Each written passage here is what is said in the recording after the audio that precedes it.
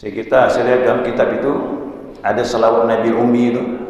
Allahumma salli ala Muhammadin Nabil Ummi wa ala alihi wasallam, itu diamalkan 5 sampai 10 ribu salawat pada satu hari. Ya, 5 sampai 10 ribu. Tidak lagi main 1000. 1000 itu syafaat. Tapi untuk makrifat banyak lagi. Nanti kalau sudah sampai 5 sampai 10 ribu, nah, tapi betul ya salawat ini istiqamah. Nanti dengan izin Allah dia akan berjumpa dengan rohani Nabi Muhammad SAW. Kalau sudah berjumpa dengan rohani Nabi Muhammad, berarti mursyidnya langsung Nabi Muhammad. Begitu dia. Tapi ingat, 5 sampai 10 ribu mainannya, tidak minta tanggung. Ya, kalau kita 10 100 itu syafaat dapat insya-Allah. Hari kiamat pun syafaat dapat. Tapi untuk marifat kepada Allah, dia mainnya harus lebih tinggi lagi, 5 sampai 10 ribu. Nah, nanti tatkala dibimbing Nabi Muhammad SAW untuk marifat kepada Allah secara mutlak, tak bisa lagi dengan salawat.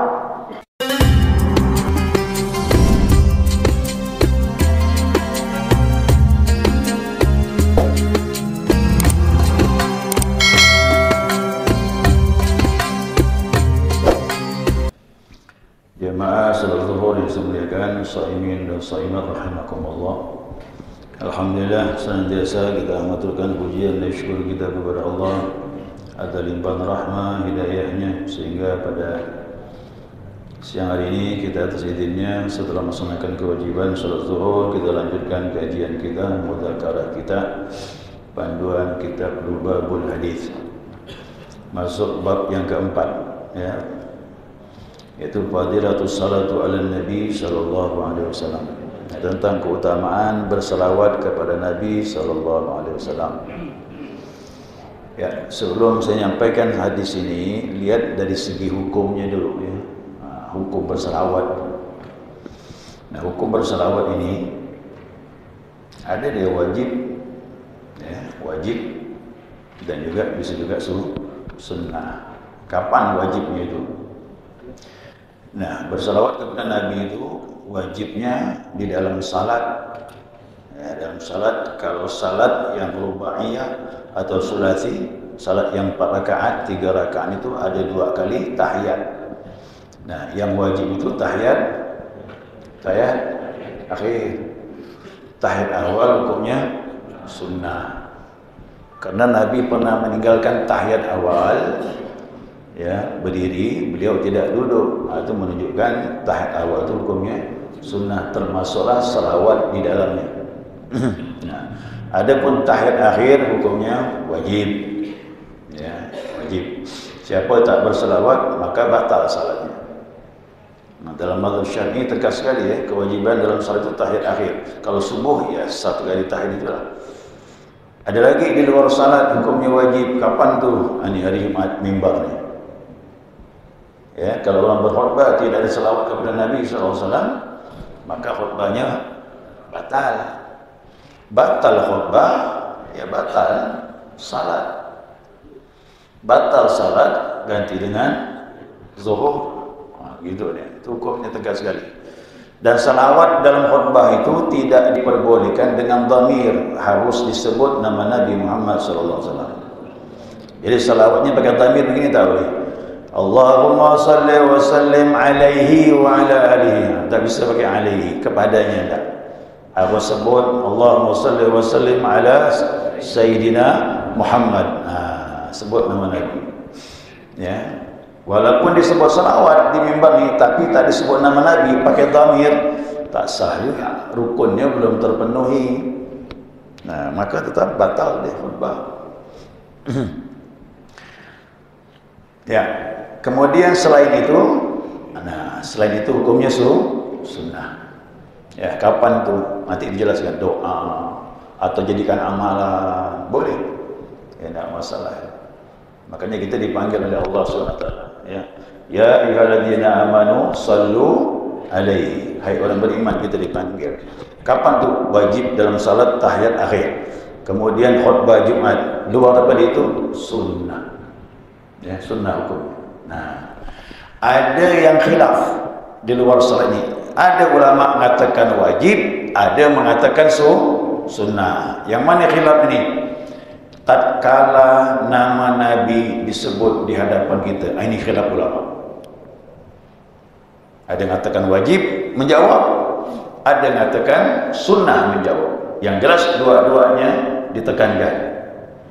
Kalau yang berpendapat wajib, tatkala nama Nabi disebut di hadapan kita, kita tidak menjawab, maka kita tak berselawat, berdosa.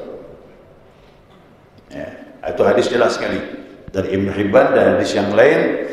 Man dzukirta indahu falam yusalli alaik famata padakhalan nar. Ya, siapa orang yang Muhammad, kata Jibril, yang namamu disebut di hadapannya dan dia tidak berselawat kepadamu, kalau meninggal neraka tempatnya. Jadi jamaah jangan diam ya. Kalau dengar nama Nabi, baik khutbah Jumat, majlis taklim, ya, minimal jawabnya Allahumma shalli alaihi. Apa kita tarawih? Tarawih banyak selawat tuh, jangan diam. Apalagi kan memang dikomando. Allahumma shalli ala Muhammad, Allahumma shalli wa sallim alaihi. Dikomando tuh, jangan diam. Ya, orang di mimbar aja kita dengan nama Nabi, selawat dengan Nabi SAW. Ya, begitu dia. Ini khilaf ulama ini. Maka lebih baik dijaga betul. Takutnya pendapat yang wajib lebih banyak daripada pendapat yang katakan sunnah. Ya. Nah, sekarang begini, saya mau nyampaikan jemaah. Apa sih selawat nih? Ya. Innallaha wa malaikatahu yusalluna 'alan nabi. Sesungguhnya Allah dan malaikat berselawat kepada Nabi. Kan timbul pertanyaan, bagaimana selawat Allah dengan Nabi? Bagaimana selawat malaikat dengan Nabi? Ya ayyuhalladzina amanu shallu alaihi. Hai orang beriman, selawatlah kepada. Bagaimana orang yang beriman berselawat dengan Nabi? Ada tiga perbedaan, jawab. Nah, dijelaskan ulama. Yang pertama, salawat dari Allah tidak sama dengan kita nih. Allah tidak bilang Allahumma shalli ala Muhammad, dah itu kita nih. Dari Allah lain. Bagaimana dari Allah nih? Ulama menyatakan rahmatun minallah maqrunatan bi ta'zim. Rahmat dari Allah kepada Nabi diiringi dengan pengagungan. Itu definisi salawat Allah kepada Nabi Muhammad SAW.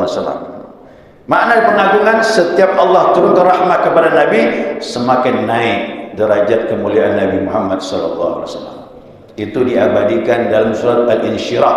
Wa rafa'na laka dzikrak. Sebutanmu ya Muhammad kami tinggikan, semakin tinggi, semakin tinggi, semakin besar keagungan Nabi Muhammad SAW. Dan tidak ada orang yang paling mulia, yang paling agung dari mulai zaman Nabi Adam sampai sekarang kecuali Nabi kita Muhammad SAW. Coba jamaah renungkan. Tadi azan dipanggil nama Nabi.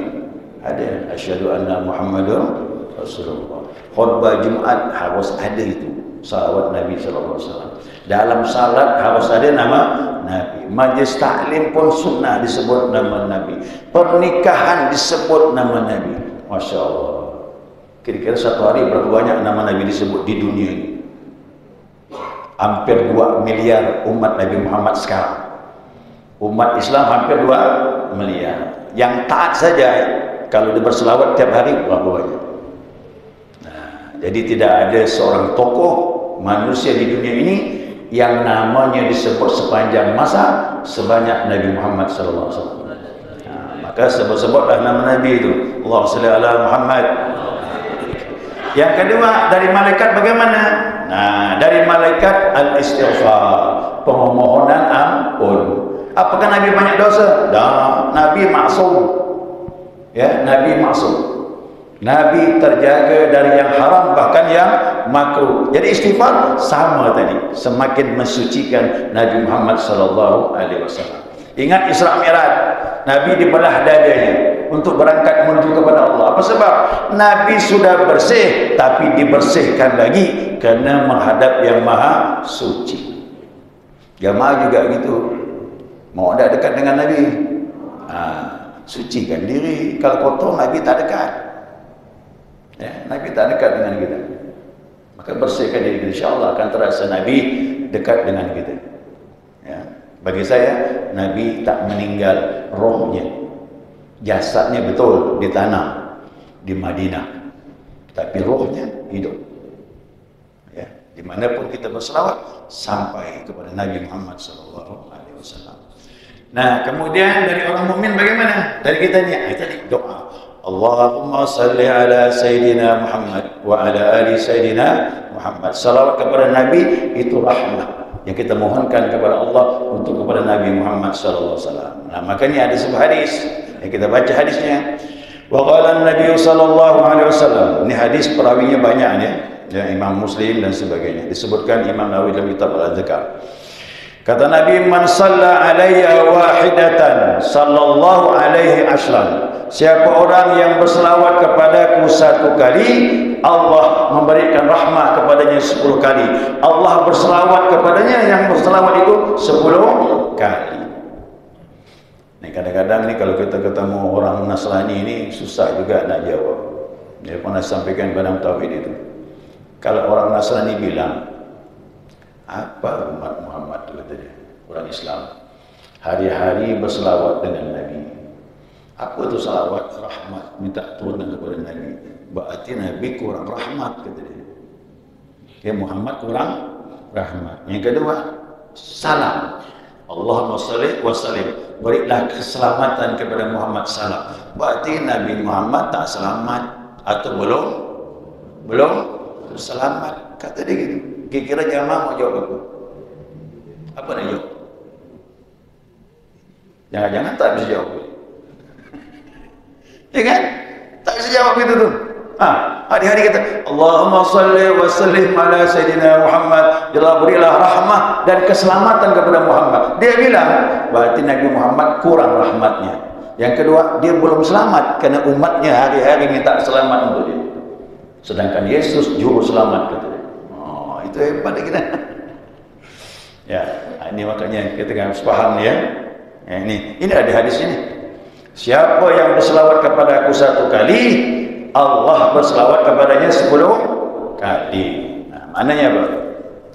Ayat, kita jawab ya dengan ayat. Ada ayat lain. Setiap maulid disampaikan ni. Wa ma arsalnaka illa rahmatan lil alamin. Tidak kami utus kau ya Muhammad kecuali membawa rahmat semesta alam. Jadi untuk rahmat Allah kepada Nabi penuh sudah, bukan lagi kurang. Seluruh alam Nabi membawa keberkahan seluruh alam. Alam itu kapan? Sudah ada sebelum adanya Nabi Muhammad SAW. Ternyata berkah Nabi sudah datang sebelum Nabi dilahirkan ke muka bumi ini. Ini panjang pembahasan ini, Pak. Ya, kalau mau tak ngerti Nabi ini panjang. Yang jelas rahmat Nabi penuh. Ibaratkan orang minum air dalam gelas itu penuh. Kita berselawat lagi. Allahumma salli wa sallim ala Sayyidina Muhammad. Kita beri lagi rahmat tadi ke dalam gelas. Padahal gelas sudah penuh, tambah lagi top. Masalah gimana? Tumpah itulah untuk kita ini. Nah, jadi kita berselawat, berkahnya kembali kepada yang berselawat 10 kali. Bukan lagi sekali dan pada sekali kita ucapkan 10 Allah balas untuk kita. Karena penuhnya berkah yang ada pada Nabi Muhammad sallallahu alaihi wasallam. Nah, jadi banyak-banyak selawat. Jadi Ramadan ni orang tarawih itu berapa kali, Pak? Kita jawab cuma Allahumma salli wa sallim alaihi, dah dapat 10. Diulang lagi Allahumma salli wa sallim alaihi, dah berapa? 20. Tarawih 20 rakaat, 23 rakaat, berapa kali selawat? Kalikan. Antara rakaat berapa kali? Ya, 2 rakaat dengan 2 berikutnya berapa selawat? Sekali ke 3 kali? Ada yang sekali, ada yang 3 kali. Sini apa bagaimana? Sekali ya. Nah, sekali berarti 20 rakaat 10 kali tambah lagi witir. Anggaplah 12 kali. 12 kali. Berarti rahmat Allah turun kepada kita berapa? 120. Masuk Ramadan kali 70. Ini selawat bulan Ramadan nih, bukan bulan Ramadan. Kalikan 70. Buka HP itu, kalkulator. Itu. Nah, apa-apa biar kita tahu fadilahnya. Jadi nanti tarawih jangan diam. Nah, 8.400 kali kita berselawat dengan Nabi, pahalanya seperti itu dari Allah SWT. Satu malam 30 malam tarawih istiqamah. Nah, ini agak berat nih tarawih ni. Istiqamahnya depan belakang, tengah-tengah kosong. Tapi saya doakan mudah-mudahan jamaah istiqamah. Nah, kalau kita istiqamah 30 hari itu berapa fadilah salawat kepada Nabi SAW. Ya, ayo banyak nih beramal Ramadan ini semuanya. Tidak ada Al-Quran, semuanya termasuk salawat kepada Nabi SAW. Ya.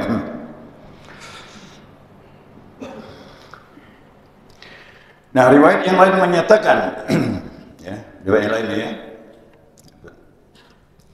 Wa qala Nabi sallallahu alaihi wasallam, man shalla alayya salatan wahidah. Siapa salawat kepadaku satu kali, sallallahu alaihi biha asyran. Allah berselawat kepadanya 10 kali. Wa man shalla alayya asyran. Siapa yang berselawat kepadaku 10 kali, sallallahu alaihi biha mi'atan. Maka Allah beri rahmat kepadanya 100 kali. Wa man shalla alayya mi'atan. Siapa yang selawat kepadaku 100 kali, sallallahu alaihi biha alfan. Maka Allah berselawat kepadanya 1000 kali. Ya, bisa 1000. Ya, kalau bisa 1000, ini dapat. Apa dapatnya? Wa man shalla alayya alfan.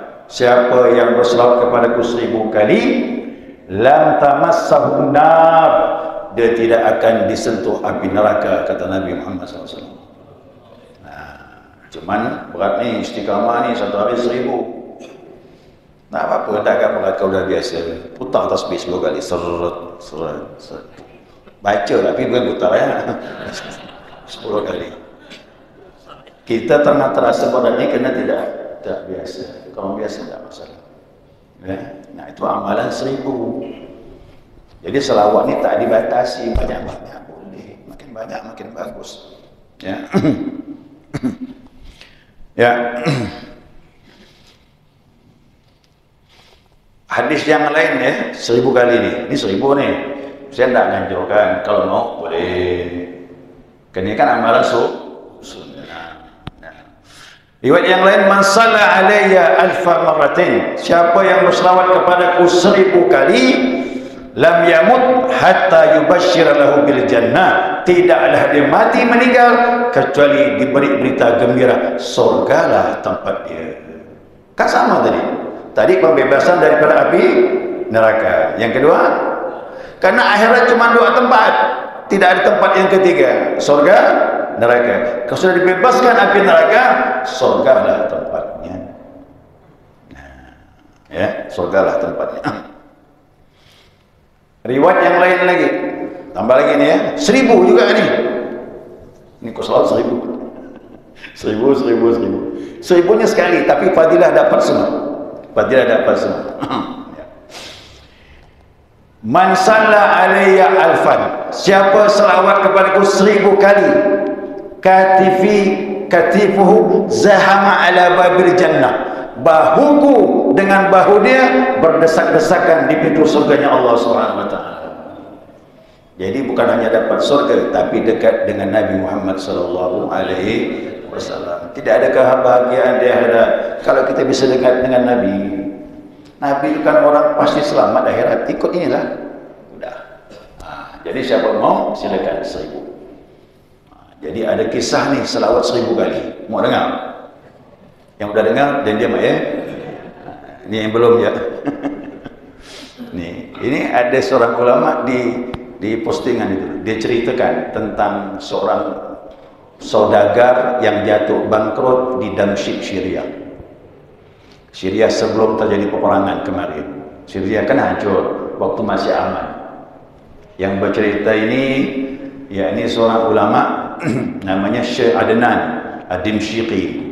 Dia bercerita tentang seseorang yang bernama Abu Adib, saudagar yang jatuh bangkrut. Saudagar jatuh bangkrut ini Akhirnya dia berpikir, nanti khawatir kalau habis sama sekali harta nanti tak bisa pergi haji. Mumpung masih ada sisa hartanya, berangkat pergi haji, bawa keluarganya, satu keluarga bawa mobil sendiri, ya. Berangkat pergi haji. Ya. Ingat, ini kejadiannya kira-kira 10 tahun yang lalu, masih baru nih, ya, masih baru kejadiannya.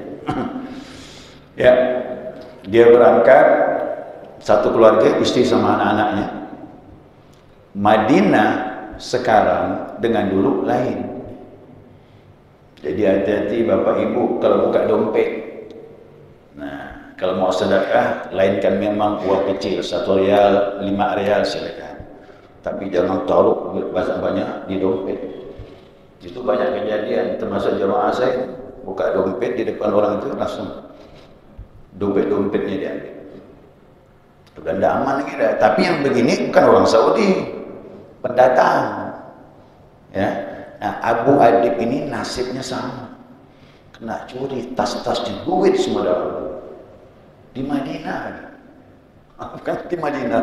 Ini kejadian 10 tahun yang lalu. Nah, lalu kesedihan hatinya pergi ke Raudhah. Raudhah itu pergi ke Raudhah, karena dia suka mengamalkan salawat.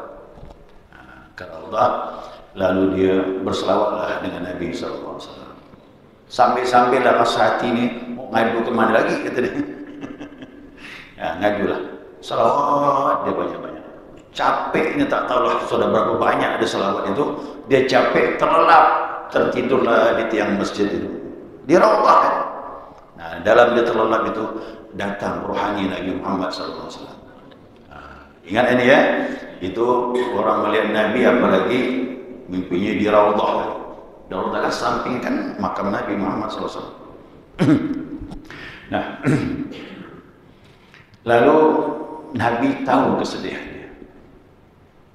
Ya Abu Adib, jangan kau sedih. Ingat ya, kita ini sebenarnya apapun perbuatan kita ini diketahui oleh Rasulullah. Nah, Rasulullah itu punya ilmu Allah dipinjamkan, bisa tahu yang lalu dan yang akan datang. Apalagi yang sedang terjadi. Jangan kau sedih, ya Abu Adib. Di makam ini ada 4 penjuru, kata Nabi. Nah, penjuru nomor 3, kan ada nomor itu, jaga tuh. Penjuru makam nomor 3 ini, di sana ada orang bernama Utsman. Kau sampaikan salamku kepada Utsman dan bilang sama Utsman, salawatnya yang diamalkan 1000 kali setiap hari Allah terima dan aku terima, kata Rasulullah. Dan bilangkan sama Utsman, Nabi berpesan, cuma engkaulah yang bisa membantu masalah engkau Abu Adib. Begitu ya pesan Nabi. Dia pun sadar dari tidurnya, langsung bergegas. Bahasa Pontianak bilang apa? Berumbas. Langsung bangun, tak nunggu lagi. Berangkat dia pergilah cari penjuru nomor 3 makam itu. Nah, ada 3 orang. Ditanyanya, afikum Utsman, adakah di antara kalian bernama Utsman? Yang nama Utsman angkat tangan. Ada apa? Sini, bisikannya. Datanglah Utsman tadi. Disampaikanlah, aku Abu Adib dari Damsyik. Tadi aku salat di Raudhah dan berselawat dengan Nabi. Dalam aku terlelap, aku mimpi Nabi Muhammad SAW. Nabi titip salam dengan engkau. Terkejut Utsman. Titip salam dari Nabi Muhammad SAW. Nabi titip salam dengan engkau. Dan Nabi bilang, salawatmu yang 1000 kali setiap hari kau amalkan, diterima Allah dan diterima oleh Rasulullah SAW. Lebih terkejut lagi. Dia memang amalkan 1000 kali satu hari. Bagaimana bisa bohong kan? Dan Nabi bilang, cuma engkau yang bisa membantu masalahku. Kata Abu Adib, tunggu. Pergi ke sekretariat. Ada kantor kan di makammu? Ada kantor yang sekretariat. Yuk ke dalam, masuklah ke dalam dulu. Gimana? Ceritakan lagi. Ceritakan lagi dari awal. Aku tadi di Raudhah, tertidur mimpi Nabi. Nabi titip salam dengan engkau. Dan salawat kau 1000 kali diterima Allah dan terima oleh Rasulullah. Dan Nabi bilang, hanya engkau yang bisa membantu masalahku. Tunggu. aku ambil mobil ya, kita ke rumah, bawa ke rumah lagi. Dibawa aja ke rumah, sampai di rumah, ruang tamu, duduk. Ceritakan lagi, gimana ini gitu. Marah Abu Adib tu, kau ni percaya ke nak? Marah lah, minta ulang-ulang terus. Nah, capek 3 kali mengungkapkan itu. Nah, kata Utsman, ya Abu Adib, janganlah kau marah. Ya, aku tu senang. Aku suruh kau ulang-ulang. Yang mana aku senangi? Waktu kau mengucapkan Rasulullah titip salam kepada engkau, kepada aku, itu yang aku senangkan. Aku ingin diulang-ulang, betul. Itulah yang sangat aku gembira. Apa masalah engkau? Kecurian, yang khawatir. Berapa nilainya? Diganti 2 kali lipat. Ongkos hotel semuanya aku bayar. Kau tinggal di rumah aku ni. Semaunya kau berapa lama? Masya Allah. Itu berkah salawat kepada Nabi SAW. Jadi Nabi ini tahu tentang kita ini. Maaf jemaah ya. Makanya banyak-banyak salawat, terjadi kedekatan kita dengan Rasulullah SAW. Tak ada kemungkinan kita bisa diberitahu ilham melalui Rasulullah. Ini banyak orang-orang saleh seperti itu. Ya. Makanya salawat ini kedekatan kita dengan Nabi. Zikir itu kedekatan kita dengan dua-duanya diperlukan. Maka tidak ada orang berzikir kecuali ditopang dengan salawat baru disampaikan kepada Allah. Maka kita tapi tak bisa dekat dengan salawat, harus dengan zikir. Makanya banyak amalan salawat, zikir, istighfar itu mutlak tidak bisa hendak dalam pengamalan itu. Ya, maka dari itu mudah-mudahan salawat ini memberkahi kita, ya, mendekatkan diri kita dengan Rasulullah Sallallahu Alaihi Wasallam. Ingat ya, 1000 kali. Bapak Ibu, 1000. Kalau tak mampu tak masalah, ya, 10 pun boleh, ya, 100 apakah lagi. Yang penting jangan sampai tidak ada amalan salawat kepada Nabi Sallallahu Alaihi Wasallam. Ya, segera itu sudah dapat dipahami. Nah, lalu terakhir nih ya hadis ini. Jadi dengan begitu Nabi menyatakan dalam sebuah hadis, Inna aulan nas bi yaumil qiyamah. Orang yang paling utama di hari kiamat nanti, aktsaruhum alayya salatan. Orang yang banyak salawat dengan aku, kata Nabi SAW. Kenapa demikian? Kerana keutamaan. Dan benarlah orang yang banyak salawat itu sidqul mahabbah. Sidqul mahabbah. Benar dia senang dengan Nabi Muhammad SAW. Jadi kalau bertanya, apa tanda-tandanya Pak Ustaz kita ini suka dengan Nabi? Banyak-banyak salawat. Kerana ada ungkapan dalam sebuah hadis, man ahabba syai'an aktsara min dzikri. Siapa menyenangi sesuatu pasti banyak menyebutnya. Nah, siapa senang dengan Allah pasti banyak berzikir. Siapa senang dengan Nabi pasti banyak selawat dengan Nabi Muhammad SAW. Udah kunci itu ya, Allah Rasul, Allah Rasul. Itu kunci kita, selamat kita, insya-Allah. Ya, nanti kita bahas ya tentang keberkahan. Masih ada pertemuan insya-Allah ya besok. Tambahan mengenai selawat ini. Segera cukup, mudah-mudahan dapat dipahami. Untuk selanjutnya mungkin ada pertanyaan, silakan. 1 cukup, 5 menit. Itu dapat ya, bahwa selawat itu bisa mengantarkan pengamalnya untuk mencapai marifatillah tanpa bimbingan musik. Karena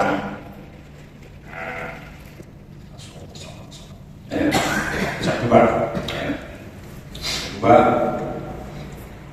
dalam kita mengamalkan selawat untuk mendapatkan rahmat atau jawaban dari yang 10 kali itu, apakah kita menghadirkan hati atau ya biasa-biasa kita selawat dari Allah? Selawat lagi. Ya, bagaimana cara berselawat itu? Ya, saya makasih banyak. Tidak masalah. Tapi tadi selawatnya ribuan. Saya lihat dalam kitab itu ada selawat Nabi Ummi itu. Allahumma shalli ala Muhammadin Nabil Ummi wa ala alihi wasallam, itu diamalkan 5 sampai 10 ribu selawat pada satu hari. Ya, 5 sampai 10 ribu. Tidak lagi main 1000. 1000 itu syafaat.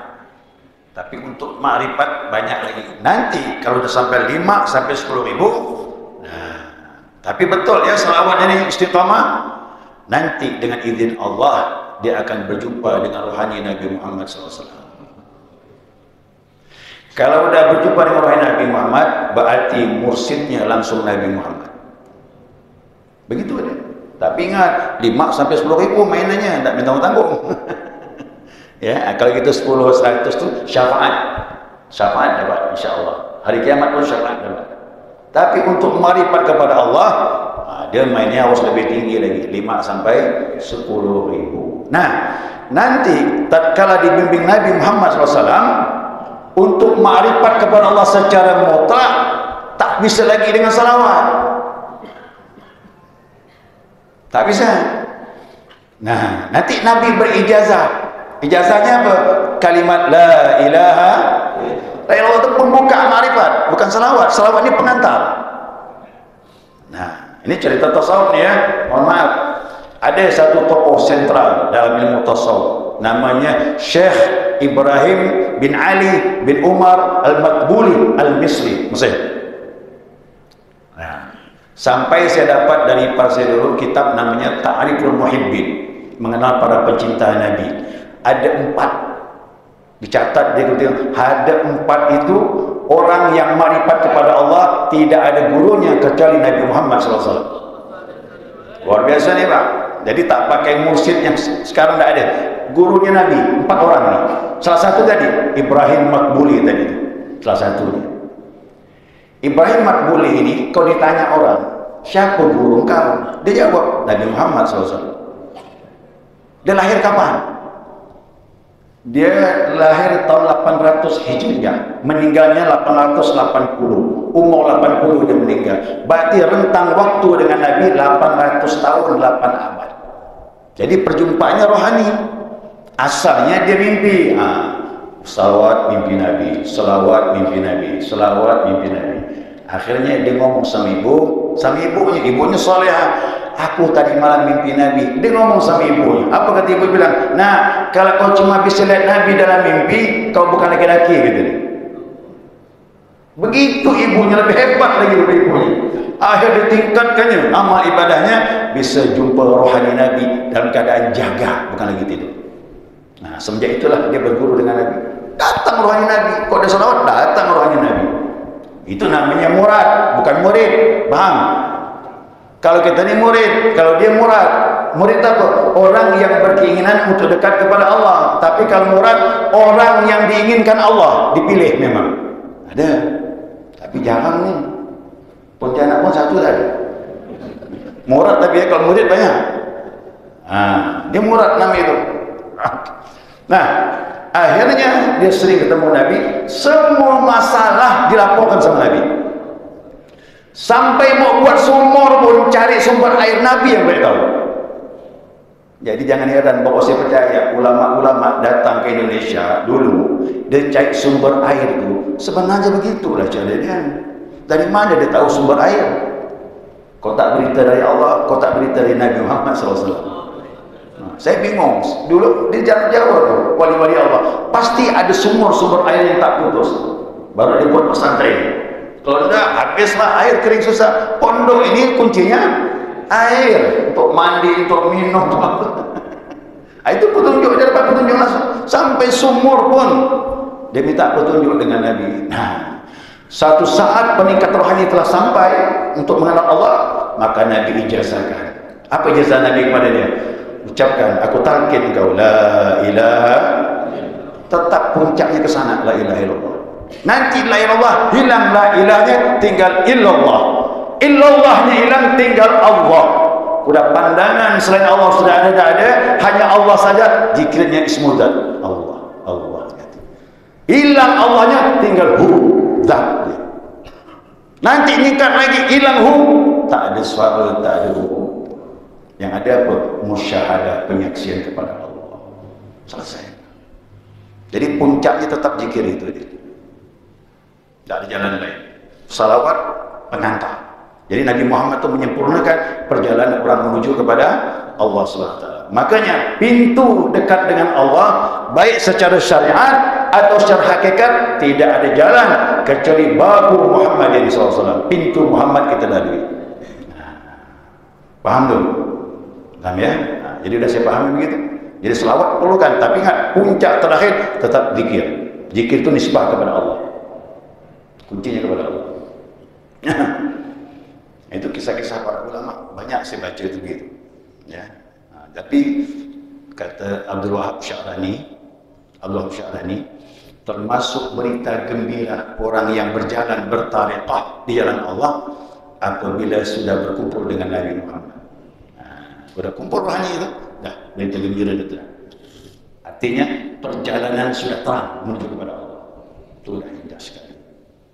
Saya tanya dengan guru saya di Surabaya tentang masalah mursyid, para nabi dan sebagainya. Dia bilang, kalau zikir sudah hidup di hati, tidak ada pakai lagi la ilaha, yang ada cuma Allah saja, semakin fokus kepada Allah, maka orang berzikir hatinya berada di sisi Allah. Tuh beliau ngomong saja. Ya, Ustaz Ali, Abah Ali di Surabaya. Hatinya sudah bersama Allah. Kalau hati sudah bersama Allah, kau akan bisa melihat orang-orang yang ada di sisi Allah. Siapa? Al-Anbiya wa syuhada wa salihin. Para nabi, para siddiq, dan para orang-orang yang salih. Yang hidup maupun yang meninggal bisa dilihatkan oleh Allah SWT. Karena hati sudah berada di sisi, tidak sembunyi lagi orang-orang yang dekat dengan Allah SWT. Termasuk Nabi kita Muhammad SAW. Allahumma salli ala Muhammad. Allahumma salli ala Muhammad. Allahumma salli ala Sayyidina wa Maulana Muhammad. Ya, subhanak Allahumma wa bihamdika asyhadu an la ilaha illa anta astaghfiruka wa atubu ilaik. Allahumma salli ala Muhammad.